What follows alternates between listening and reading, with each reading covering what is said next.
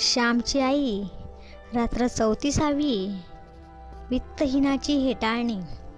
श्यामने सुरुवात केली. आमचे कर्ज दिवसेंदिवस वाढतच चालले होते, कारण वेळच्या वेळी व्याजही देता येत नसे. आमची काही शेते होती. वडिलांनी पहिल्यानेच यातील 1-2 मोठी शेते विकली असती तर बहुतेक सारे कर्ज वाढता आले असते आणि शिवाय पोटापुरते शेतभात राहिले असते. परंतु वडिलांच्या मनाला ते प्रशस्त वाटत नव्हते.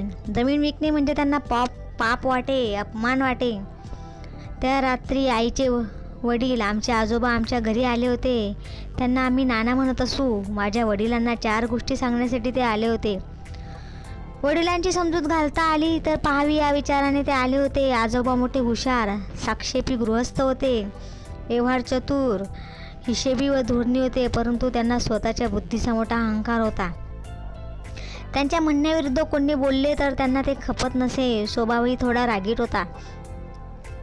ज्याला कुशाग्र बुद्धी असते त्याला वाटत असते की इतरांना अक्कल नाही, सारी अक्कल आपणच घेऊन आलेले असे तो मानतो. नानांचा स्वभाव थोडा असाच होता. माझे वडील ओसरीवर पोटे टाकून त्यावर बसले होते. जेवणे झाली होती. आई घरात जेवत होती. बाहेर आजोबा आले व वडिलांजवळ बोलू लागले. नानांनी सुरुवात केली व म्हणाले, हे पहा भाऊ, आज तुम्हाला शेवटचे सांगावयाला आलो आहे. मी तुम्हाला यापूर्वी पुष्कळदा सुचविले होते, परंतु तुम्ही ते मनावर घेतले नाही. परंतु आता गळ्याशी आले. आता सावध झाले पाहिजे. तुम्ही आपली शेत जमीन विकून टाका. निदान प्रथम त्या मारवाड्याचे कर्ज देऊन टाका.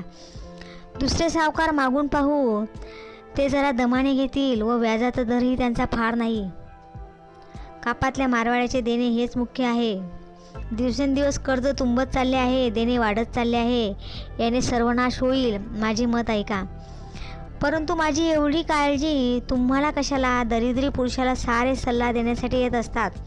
दरिद्री माणसाला काहीच समजत नाही का? नाना, माझ्या कर्जाची चिंता मला आहे. तुम्हाला पाजर फुटायला नकोत. वडील औपरोधिक बोलत होते. भाऊ, माझ्याच्याने राहवले नाही म्हणून मी आलो. पोटतिडीक आहे म्हणून मी आलो. माझे आतडे येथे अडकलेले आहे म्हणून मी आलो.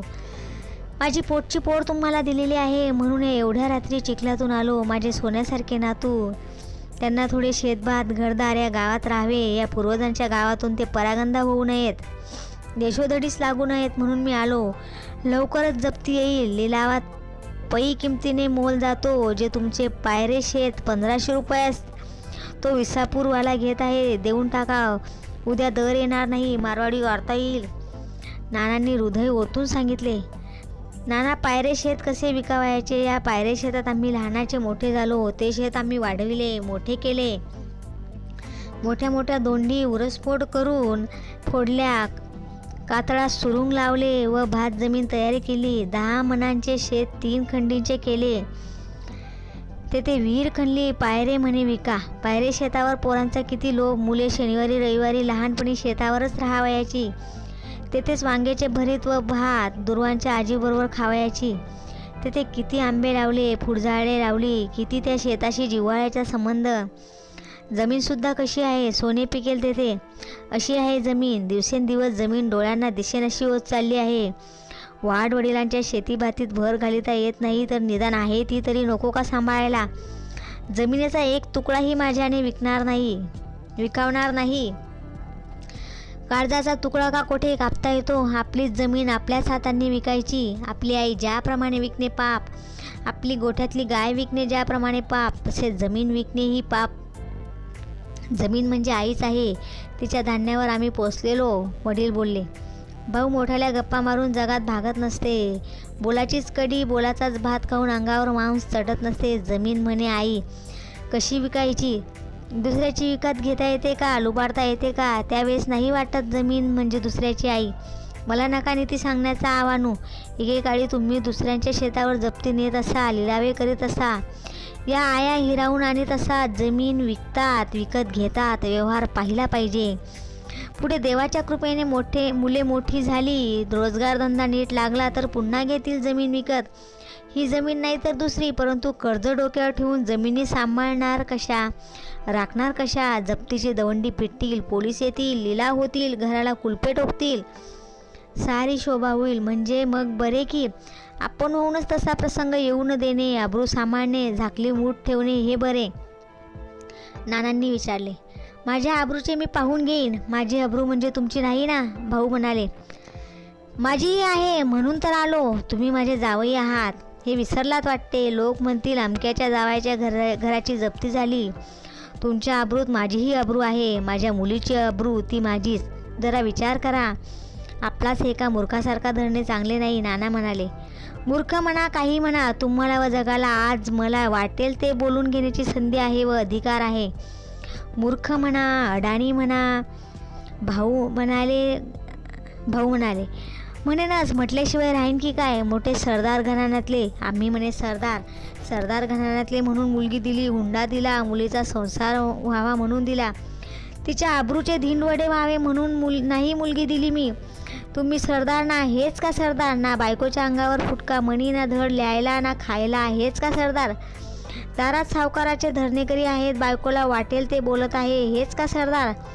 नाही नीट घरदार नाही काही. हीच का सरदारी? आम्ही म्हणे सरदार. केवढी ऐट होती. 30 वर्षे संसार केलात का धन लावलीत? पैची अक्कल नाही मिळवलीत. साऱ्यांनी तुम्हाला फसविले व हाकलून दिले. डोळे उघडा थोडे. सरदार भिकाऱ्याची लक्षणे आणि म्हणे सरदार. अरे बोवा, स्वतःला अक्कल नाही तर दुसरा सांगतो ते तरी ऐकावे. तेही नाही. हा काय चावटपणा चालविला आहे? या गाढवपणाला काय म्हणावे? भाऊ, हा गाढवपणा आता पुरे. मी सांगतो तसे करा. असे नाना बोलत आहे. तो घरातून आई तेथे आली. ती बोलणी घरात आईला ऐकवत ना. तरी मोठ्या कष्टाने ऐकत होती. परंतु आता तिची शांती भंगली. ती बाहेर येऊन नानांना म्हणाली. नाना, माझ्या घरात तुम्ही बसलेला आहात. तुम्ही आपली मुलगी एकदा दुसऱ्याला दिलीत. आता वाटेल तसे बोलू नका. सारे जण खडे मारतात म्हणून तुम्ही मारू नयेत. नाना, तुमच्या मुलीचीच पुण्याई कमी म्हणून या भरल्या घराला अवकळा आली. वाईट दिवस आले. तुमची मुलगी यांच्या घरात येण्यापूर्वी यांचे सोन्यासारखे चालले होते. त्यांची सरदारकी कशाला काढता? स्वतःच्या मुलीचे नशीब वाईट असे म्हणा. आजपर्यंत मी सुखाने घास खाल्ला, अब्रूने दिवस काढले, ते त्यांच्या पुण्याईने. मी अभागी आहे. तुमची मुलगी अभागी आहे. त्यांच्याने जमीन विकवत नाही तर नाही. काय व्हायचे ते होईल. परंतु मन दुखवू नका. होणारे होऊन जाते, परंतु मने मात्र दुखावलेली राहतात. नाना, फुटलेले मोती सांधता येत नाही. मने वाईट झाली की जोडता येत नाहीत. त्यांचे मन दुखवू नका. माझ्या देखत वेडेवाकडे काही बोलू नका. स्वतःच्या मुलीच्या समक्ष तिच्या पतीची हेटाळणी कशी करता तुम्ही? कसेही असले तरी ते माझे पती आहेत. आमचे काय व्हायचे असेल काही ते हो, ते तरी बऱ्यासाठीच करतात ना सारे. मुलाबाळांचे पुढे वाईट व्हावे असे का त्यांना वाटते? देवाला सारे कळत आहे. बुद्धी देणारा तोच आहे. नाना, उगाच शिव्या द्यायला पुन्हा या झोपडीत येऊ नका. मुलीला व तिच्या पतीला सदिच्छेचा आशीर्वाद देण्यास या 2 गोड शब्द बोलावायचे.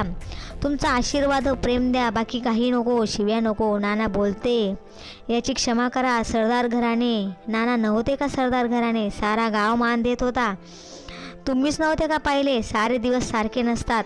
यावर्षी सारे आंबे गळून गेले तरी पुढच्या वर्षी पुन्हा मोहर येईल. झाड वाळून गेले तर पुन्हा पालवी फुटेल. नाना, रागवू नका. मी तुमच्या पाया पडते. आमचे जसे व्हायचे असेल तसे हो, परंतु यापुढे तुम्ही कधी यांना टोचून नका बोलू. माझे एवढेच मागणे आहे. असे म्हणून आई खरोखरीच नानांचे पाय धरावयास गेली. बयो, उठ. तुझी इच्छा आहे तर हा पहा, मी जातो. आजपासून पुन्हा तुमच्या कवाडात पाय टाकणार नाही, समजलीस? माझे म्हाताऱ्याचे काय अडले आहे? नाना, असा अर्थाचा अनर्थ करू नका. त्रागा करू नका. तुम्ही येत जा. मी जशी तुमची मुलगी तशीच त्यांची पत्नी. मला साऱ्यांकडे पाहिले पाहिजे. मला तुम्ही हवेत व हेही हवेत. नाना, आम्हाला भाग्य सोडून गेले, भाऊबंद सोडून गेले. तुम्ही सोडून जाणार का? नाना, तुम्ही येत जा. प्रेमाने आम्हाला भेटावयास येत जा. बयोकडे येत जा तुमच्या. याल ना? आईचा गळा दाटून आला. नाही, मी आता येणार नाही. जेथे आपल्या शब्दाला मान नाही तेथे कशाला जा, असे म्हणत नाना निघून गेले. नाना, तुमच्या पोटच्या मुलीपेक्षा ओठचा शब्दच तुम्हाला प्रिय ना? गेले. काय करायचे जाऊ दे. तुम्ही आता पडा. कपाळाला तेल चोळू का? म्हणजे शांत वाटेल. आई वडिलांना म्हणाली. या कपाळ करंट्याच्या कपाळाला तेल कशाला? तू तिकडे आत जा. मला एकटाच पडू दे. वडील त्राग्याने म्हणाले. गरीब बिचारी आई. ती उठून गेली. धाकटा पुरुषोत्तम निजला होता. त्याच्या अंगावरचे पांघरून सरसावून ती गेली.